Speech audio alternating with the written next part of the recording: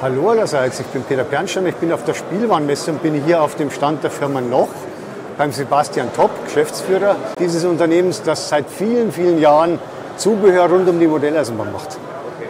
Ja, herzlich willkommen bei uns am Stand der Firma Noch. Der Herr Pernstein hat es gerade schon gesagt, wir machen hauptsächlich Modellbahn- und Modelllandschaftsbau-Zubehör.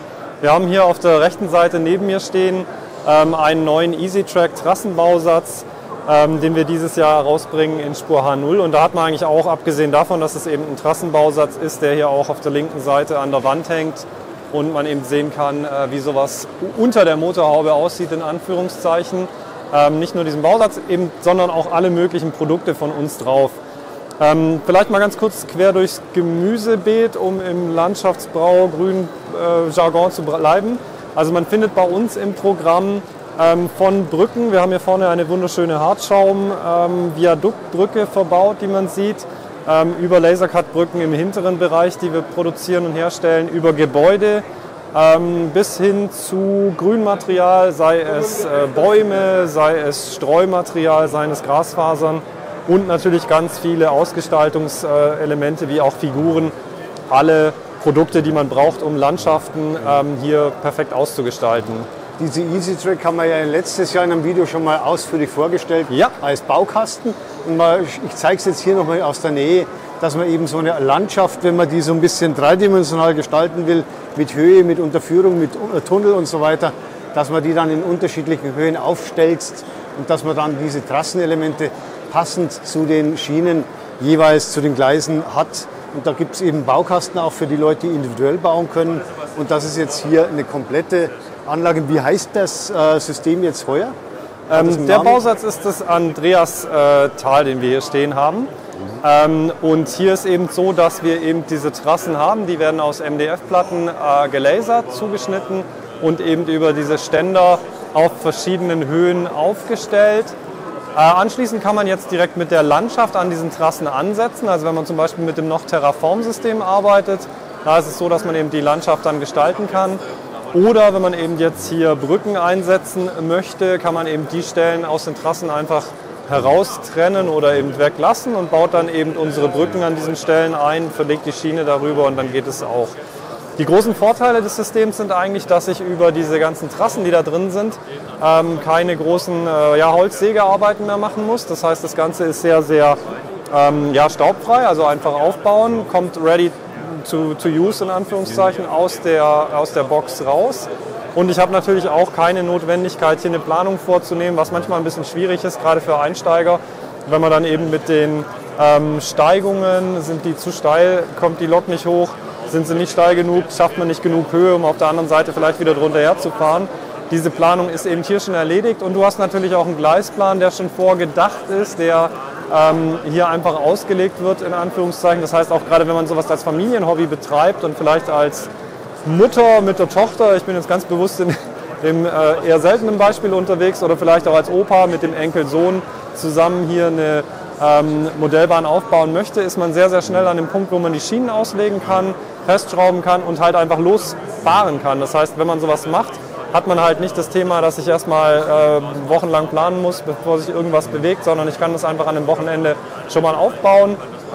Die Kinder können hier vielleicht auch alleine schon mal ein bisschen fahren und spielen. Und dann macht man eben gemeinsam mit der Ausgestaltung später weiter. Und dann geht es mit Gras weiter, das man begrünen kann. Genau. Und Gras, da haben Sie ja einen Grasmaster. Das ist ja nichts Neues, den haben Sie ja schon seit 10, 15, 20 Jahren im Programm. Ja, genau. Oder gibt es da was Neues? Also wir haben jetzt mittlerweile, dieses Jahr ist das eben die 4. Generation, wir nennen das Gerät den Grasmaster 4.0 und tendenziell haben Sie recht, das ist ein System, was wir seit mittlerweile über 20 Jahren, ich möchte es jetzt nicht genau festschreiben, ich glaube so an die 20 Jahre tatsächlich im Programm haben. Mit dem Grasmaster 1 fing das alles an. Wir waren als Firma Noch die Ersten, die im Prinzip ein Begrasungsgerät, was vorher nur Profis zur Verfügung stand, so umgesetzt haben, dass das ein Modellbahner sich leisten kann, also wirklich bezahlbare Handgeräte. Und in der Zwischenzeit haben wir die weiterentwickelt. Der Grasmaster 3.0, der wird im Programm bleiben, weil der nach wie vor gut ist. Das ist ein Batteriegerät mit einem 9-Volt-Block. Und jetzt kommt eben dann im 2. Quartal 2025 neu dazu der Grasmaster 4.0 und der Grasmaster 4.0 Profi. Jetzt muss man vielleicht mal grundlegend so ein bisschen ausholen, was ist eigentlich so das Besondere an diesen neuen Geräten. Wir haben einmal eine sehr, sehr große Verbesserung unter der Motorhaube, um in dem Jargon zu bleiben. Und zwar ist hier ein Akku verbaut. Wir haben im Bereich Grassmaster 4.0 einen Akku mit 220 mAh. Das ist eine sehr, sehr ordentliche Kapazität, die wir drin haben. Und beim Grassmaster 4.0 Profi, das ist der, den ich hier in der Hand halte, haben wir sogar 3000 mAh. Der hat nochmal eine deutlich höhere Akkulaufzeit. Das Vierergerät hat eine dauerhafte Spannung im Bereich 4.0 Profi. Da haben wir hier hinten eine sehr schöne Veränderung. Wir haben hier nämlich einen Drehregler, mit dem kann ich die Spannung regeln.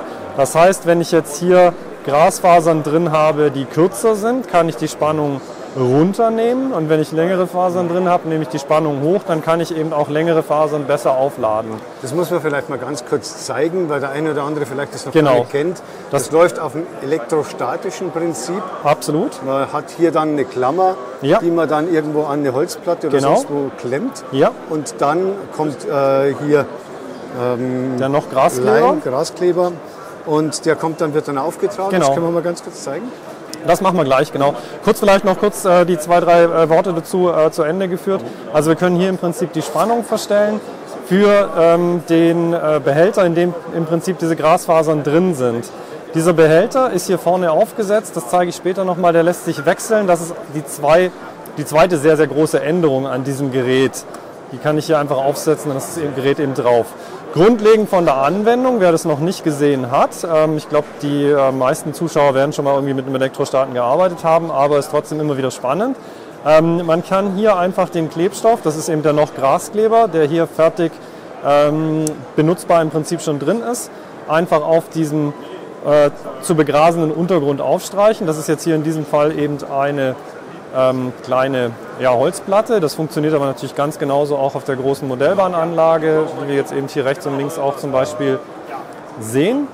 Und dann haben wir hier eine Fläche, die einfach eingestrichen ist. Man sieht auch schon, man braucht das gar nicht dick einstreichen, sondern hier geht es wirklich darum, einfach nur eine Grundkleberschicht zu erreichen. Diesen Gegenpol nennen wir es mit der Krokodilklemme, den bringe ich jetzt hier an.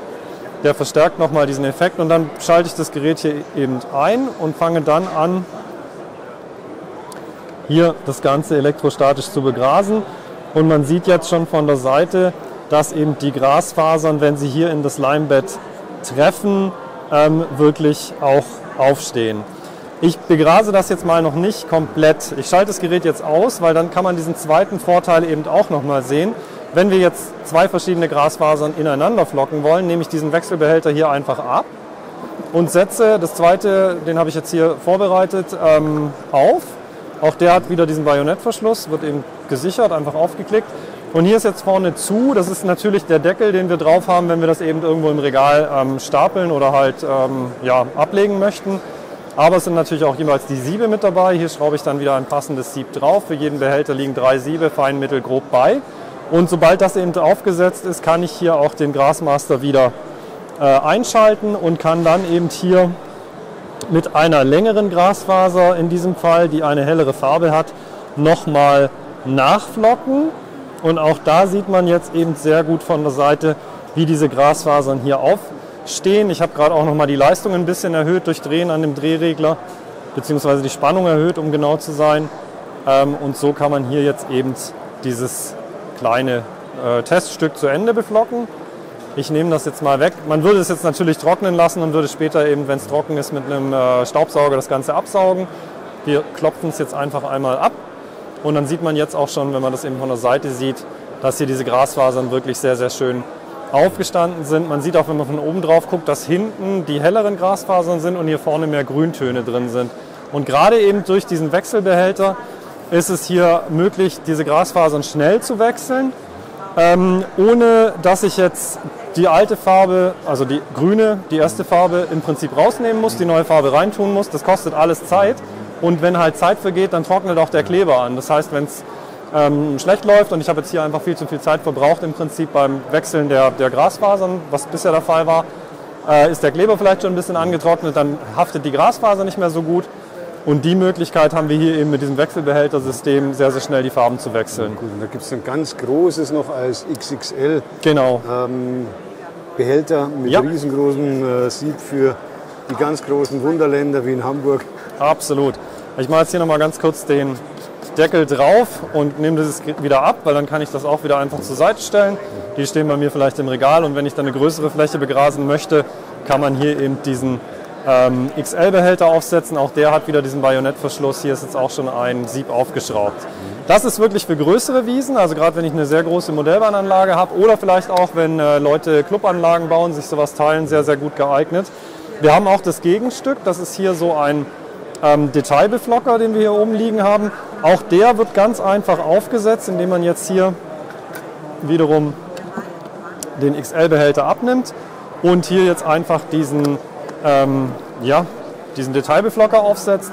Und jetzt habe ich hier vorne die Grasfasern drin. Wenn ich den jetzt einschalte, da kann man jetzt wunderschön unter Brücken zum Beispiel oder in Ecken, wo man halt mit dem großen Gerät nicht gut reinkommt. Ich zeige es jetzt hier mal einfach exemplarisch an diesem Regal. Komme ich eben mit dieser kleinen Aufsatzlösung sehr, sehr gut rein. Gut. Das heißt also, wir haben dann begrast und da drüben haben wir ein schönes Beispiel, habe ich vorher schon gesehen, bevor ich mit dem Video angefangen habe. Es ist hier ein Schloss aufgebaut, Schloss Linderhof, mit einem wunderschönen Schlosspark. Ja, auch hier haben wir sehr, sehr viele Grünflächen, die natürlich mit dem Grasmaster von uns erstellt wurden. Aber das Besondere, das Highlight hier auf dem Diorama und ich glaube auch bei uns am Messestand auf der Nürnberger Spielwarenmesse ist natürlich dieses Schloss Linderhof. Da muss man vielleicht so 2, 3 historische Storys erstmal dazu erzählen. Wir haben hier ein Schloss, das wurde von König Ludwig II., wir sehen ihn auch gerade hier vorne stehen, gebaut. Und König Ludwig II. Von Bayern ist bekannt für die Königsschlösser. Wir kennen Neuschwanstein, das dürfte den meisten ein Begriff sein. Herrenchiemsee ist auch ein sehr, sehr schönes großes Schloss, was auf der Herreninsel im Chiemsee erstellt wurde durch ihn. Schachen hat er noch ein kleines Jagdschloss gehabt. Und dann eben hier das Schloss Linderhof, das im Ettal steht, das ist im Ammergau. Und das war tatsächlich das einzige Schloss, was zu Ludwigs Lebzeiten fertig geworden ist und in dem er auch sehr, sehr viel Zeit seines Lebens verbracht hat. Er hat dieses Schloss 1870, das ist schon viel, viel länger, 1870 im Ettal anstelle eines alten Jagdsitzes seines Vaters, Maximilian II., aufgebaut. Und hat sich hier im Ettal, das ist ein wirklich schönes, zurückgezogenes Tal, ein kleines Refugium geschaffen, in dem er seine persönliche Märchenwelt hier wirklich ausgelebt hat. Also an dem Schloss zum Beispiel sind sehr, sehr viele Figuren, Statuen, Verzierungen eben dargestellt. Die gesamte Architektur dieses Gebäudekörpers ist an den französischen Schlössern des Rokoko ausgerichtet und teilweise auch an den in München stehenden Schlössern Nymphenburg und da eben im Speziellen auch der Amalienburg, ist im Neurokoko-Stil erbaut und dementsprechend natürlich auch sehr, sehr schön ausgeschmückt, sehr, sehr schön verziert. Aus welchen Teilen sind denn diese Figuren? Dieses Material? Diese Figuren, die wir hier vorne sehen, zum Beispiel auf dem Giebel und auch direkt auf der Fassade, sind 3D-Druckteile, die wir im 3D-Druckverfahren erstellen und anschließend mit einem Elfenbeinfarbton lackieren. Der Bausatz selber ist ein Kartonmodellbausatz, also ein Architekturkartonmodellbausatz aus sehr hochwertigen speziellen Kartonagen mit 1007 Kartonteilen und 113 3D-Druckteilen. Also ein schöner Bausatz für anspruchsvolle Bastelarbeiten. Absolut. Bei dem man wahrscheinlich schon so 2 Wochen investieren muss. Ja, das kommt so ein bisschen drauf an. Ich sag mal, wenn man jetzt einen Bausatz baut, das ist ja eh nichts, wo ich sage, ich möchte irgendwas Fertiges irgendwo haben und hinstellen, sondern das sind ja eigentlich eher Sachen, da möchtest du dich mit der Architektur beschäftigen. Du möchtest selber sehen, wie Dinge vorangehen. Das Besondere an dem Modell und auch an dem Vorbild ist, dass hier auch keine Figur und kein Ornament wirklich zweimal vorkommt, sondern Ludwig wollte damals wirklich alles individuell, das heißt, keine der Figuren wiederholt sich. Man sieht das auch ganz schön, wir wechseln vielleicht noch mal kurz auf die Fassadenseite. Hier vorne auch diese Atlanten, die diesen vorderen Balkon halten, die hier unten eben drunter sind. Das sieht man, die stemmen diesen Balkon hoch und die sehen auf den ersten Blick jetzt gleich aus. Wenn man aber genau reingeht und sich diese Figuren anschaut, dann sieht man, dass die sich durch die Arme und teilweise auch durch die Kopfhaltung unterscheiden. Also einer dieser Atlanten stützt diesen Balkon mit beiden Händen. Die anderen stützen teilweise nur mit der rechten, nur mit der linken. Kopfhaltung ist entsprechend immer anders. Und diese Entwicklung dieses Modellbausatzes, deswegen bin ich da jetzt kurz mal ins Detail gegangen, war auch überhaupt erst möglich, nachdem überhaupt dieser 3D-Druck jetzt diese Serienreife erreicht. Wir haben die ersten Ideen zu diesem Modell intern schon 2019 geteilt und jetzt haben wir 2025. Das heißt, von der ersten Idee jetzt bis zur Umsetzung sind knappe 6 Jahre vergangen. Warum? Weil diese Figurenvielfalt, die hier dargestellt ist, die könnten wir im Spritzgussverfahren gar nicht umsetzen, weil wir dafür Werkzeuge bauen müssten, die einfach jegliche finanzielle Rahmenbedingungen hier komplett sprengen würden. Und durch den 3D-Druck ist es eben möglich, dass wir hier dreidimensional auf dem PC konstruieren, diese Figuren drucken, anschließend lackieren, einsetzen. Jetzt muss man allerdings dazu sagen, das muss ich jetzt noch kurz einbringen, wenn ich hier von machbar rede und von konstruierbar rede, ist es tatsächlich so, dass unsere Kollegin aus der Lasercut-Abteilung und ein Kollege, der eben hier diese dreidimensionale Modellierung vorgenommen haben, gemeinsam jeweils 1 Jahr, also da sind fast 2 Jahre Entwicklungszeit in diesem Gebäude drin, gebraucht haben, um das wirklich so hinzubekommen, wie das heute ist. Und das ist, glaube ich, einfach fantastisch. Man sieht es aber auch zum Beispiel oben, der Atlas, der hier auf dem Giebel steht, der trägt diese Weltenkugel. Und wir haben links neben Ihnen diese Figur, das ist ja das Schöne auch am 3D-Druck, da kann man ja skalieren, nochmal in sehr groß ausgedruckt. Die hat jetzt hier ungefähr die, was wird sein, 5-fache Größe von dem Element auf dem Giebel. Und wenn man jetzt eben diesen Globus anguckt, sieht man, dass da auch zum Beispiel diese Tierkreiszeichen auf dem Globus abgebildet sind und Sterne. Auch das wirklich wie beim Vorbild ist auch im H0-Modell genauso dargestellt. Auch die anderen Figuren, die hier rechts und links stehen, diese Kämpfer oder auch die Figuren hier, ich glaube, es ist einmal die Wissenschaft und einmal eine Siegesgöttin mit 2 Siegeskränzen, die hier eben auch wieder zu finden sind einfach ganz fantastisch bis ins letzte Detail modelliert. Und da sind eben, wie gesagt, 113 dieser Teile entstanden. Und wenn man das sieht in der Detaillierung, dann weiß man auch, warum wir da so lange dafür gebraucht haben. Und dann ist der Bausatz natürlich auch nicht unbedingt für 100 € zu haben, sondern kostet doch ein bisschen mehr. Der kostet ein bisschen mehr, der liegt bei 499 €. Allerdings, ich glaube, wenn man einfach sieht, was da an Entwicklungsaufwand dahinter steht, an Technik dahinter steht, dann relativiert sich das Ganze auch.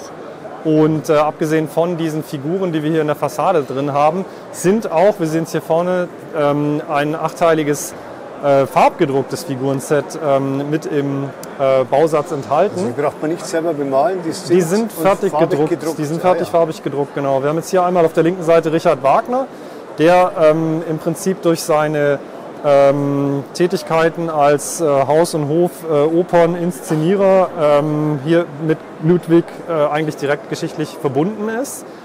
Neben Ludwig sehen wir eine Dame mit Schirmchen, das ist tatsächlich Sissi, die Kaiserin Elisabeth, Kaiserin von Österreich-Ungarn, die Ludwigs Tante war. Die beiden waren aber nur 8 Jahre auseinander und die hatten ein freundschaftliches Verhältnis, sehr eng verbunden. Die haben 2 Hobbys geteilt. Das eine war eben die Oper, dargestellt hier eben durch Richard Wagner. Und auf der anderen Seite sehen wir 2 Pferde. Es ist überliefert, dass die beiden auch gern gemeinsam ausgeritten sind. Auch auf den Pferden zum Thema Detaillierung, Farbgebung im 3D-Druckverfahren hier in Farbe haben wir auf dem einen Pferd einen Herrensattel, das ist eben Ludwigs, und auf dem anderen ist ein Damensattel für Sissi angebracht, weil damals eben noch Damensattel auf Pferden für Damen eben gereicht wurden. Und auch diese feinsten Details kann man hier eben wunderbar darstellen. Die beiden Schwanfiguren rechts und links gehören ebenfalls zum Modellbausatz dazu. Weitere Figuren, die hier jetzt als Touristen oder sonstiges zu sehen sind, die gibt es einzeln. Als Zubehör genau, einzeln gibt es auch hier die kleinen Bäume, die Sie gerade abgeräumt haben mit der Kamera. Die sind bei uns auch im Verkauf. Auch diese Fotografen, die hier vorne dargestellt sind bei uns eben im Programm erhältlich. Und die haben wir jetzt hier auch tatsächlich mit diesem Hin- und Wegkleber aufgeklebt. Das heißt, selbst wenn man die mal abräumt, ist das gar kein Problem. Die kann man auch wieder hinstellen. Das heißt, Sie wussten schon, dass ich randaliere? Wir wussten schon, dass jemand kommt und die irgendwann vielleicht beiseite schieben muss, damit man da mit der Kamera besser hinkommt. Von daher ist das gar kein Problem. Die stehen genauso schnell wieder da, wie sie mal kurz die Fotografiepause für die richtige Kamera eingelegt haben. Gut, dann schauen wir mal zu den weiteren Figuren und Neuheiten. Genau. Sie haben, glaube ich, so Inneneinrichtung einiges jetzt auch neu gemacht. Genau. Wir haben jetzt Szenen, die hier auf der linken Seite, fangen wir vielleicht kurz mit den Funny Scenes an. Die sind hier dargestellt. Das ist die Saisonpromotion, die dieses Jahr bei teilnehmenden Händlern exklusiv verfügbar sein wird. Und da haben wir eben besondere kleine Szenen. Ganz nett ist hier vorne zum Beispiel, die zwei Herren waren wohl irgendwo bei einem Partyausflug, die kommen etwas angeheitert nach Hause und die Dame, man sieht es hier ganz gut im Bild, hat schon das Nudelholz ausgepackt. Die fand das mal nicht ganz so begeisternd. Wir haben dann hier einen Postler, der sich hier eben vor dem Hund in Sicherheit bringt. Die Jungs hier auf der rechten Seite, die vielleicht etwas schnell mit dem Auto unterwegs waren und hier jetzt gerade den Blitzerkasten, wie soll ich sagen, abmontieren, fachmännisch ist das falsche Wort, die reißen den ab. Da sind so ein paar nette kleine Szenen, die einfach ein Lächeln mitbringen sollen. Die kommen dieses Jahr zur Saisonpromotion. Abgesehen davon gibt es wieder ganz viele tolle Neuheiten an Figuren. Das geht los bei so typischen Themen, die draußen im Grünen stattfinden. Imker, wir haben hier den Almabtrieb, wir haben hier Taucher, sehr, sehr schön, die man eben auch an einem Gewässer einsetzen kann. Campingausflüge, sehr viele neue Zubehörsets auch, um eben das Bahnbetriebswerk auszudekorieren. Oder eben auch den vorhin vor dem Postboden in Sicherheit gebrachten Postler mit weiterem Zubehör zu versorgen. Also alles sehr, sehr schöne, interessante Ausgestaltungselemente, die hier zur Verfügung stehen. Kommen wir zu den vorhin angesprochenen Innenräumen. Die haben wir nämlich hier gerade auch nochmal direkt vor uns. Man kann jetzt hier durch die Fenster in diese Räume reinschauen. Und wenn man das Ganze, ich darf es vielleicht gerade mal rausnehmen und einmal umdrehen, dann sieht man nämlich, was da dahinter steht. Wir haben hier von hinten unsere Micro-Rooms verbaut. Die Micro-Rooms sind bereits im NOC-Programm. Das sind im Prinzip Lichtkästen, sage ich mal, die auf die Gebäude angepasst werden. Dadurch, dass die aus Karton sind, können die natürlich sehr, sehr schnell zugeschnitten werden, können entsprechend auf die Größe angepasst werden. Oben sind kleinere LEDs, die hier eben dann auch mit drin sind. Die gibt es einmal in warm und einmal in kaltweiß und das sieht dann auch folgendermaßen aus. Wenn man jetzt hier oben zum Beispiel in dieses Badezimmer reinschaut, das ist jetzt eher kaltweiß, da hat man vielleicht die Neonröhre, damit man morgens auch wirklich gesehen hat. Also es ist ja schon ein älteres Gebäude, wie man sich denn da auch zurecht macht. Und auf der anderen Seite haben wir das warmweiße Licht, was dann eher im Schlafzimmer oder vielleicht im Wohnzimmer angemacht wird. Und diese Micro-Rooms kann man hier eben wunderbar nutzen, um die dann auch mit unseren Figuren-Themenwelten zu befüllen. Die stehen jetzt hier nochmal sehr, sehr schön aufgereiht. Und da haben wir eben in diesen Figuren-Themenwelten jeweils Figuren mit den zugehörigen Möbeln kombiniert. Und da gibt es eben ein Badezimmer, wo sich gerade ein Paar fertig macht. Wir haben auf dem nächsten dann ein Kinderzimmer, wo hier der Mini-Superheld sich gerade irgendwie mit seinem Geschwisterchen im Spielbetrieb befindet. Es gibt dann weiter ein Esszimmer, in dem hier gerade Papa das Essen an den Tisch bringt. Das findet in der Küche statt. Im nächsten Bereich haben wir dann hier ein Wohnzimmer. Da pennt schon jemand im Sessel, während die Jugend noch auf dem Sofa sitzt und Fernsehen guckt.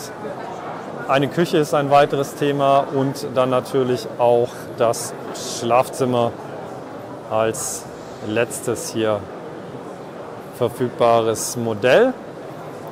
Genau, und dann haben wir im Bereich Zubehör, ich habe es vorhin schon mal kurz gezeigt, da waren diese kleinen Zierbäume in Kübeln, die waren auch beim Schloss eben mit drauf, vorne an der Treppe aufgestellt zur Dekoration. Wir haben eine Bretterwand, mit der man sehr schön abtrennen kann und hier auch Balustraden, die wiederum beim Schloss zum Einsatz gekommen sind. Und natürlich auch nochmal eine Steinmauer Profi Plus, die wir bisher schon im Programm haben, gerade für Tunnelportale, für Mauern und so weiter und so fort. Und da kann man jetzt vielleicht auch nochmal eine Einfriedung machen für ein kleines Haus, für ein Grundstück. Auch sehr, sehr schöne Bastelelemente.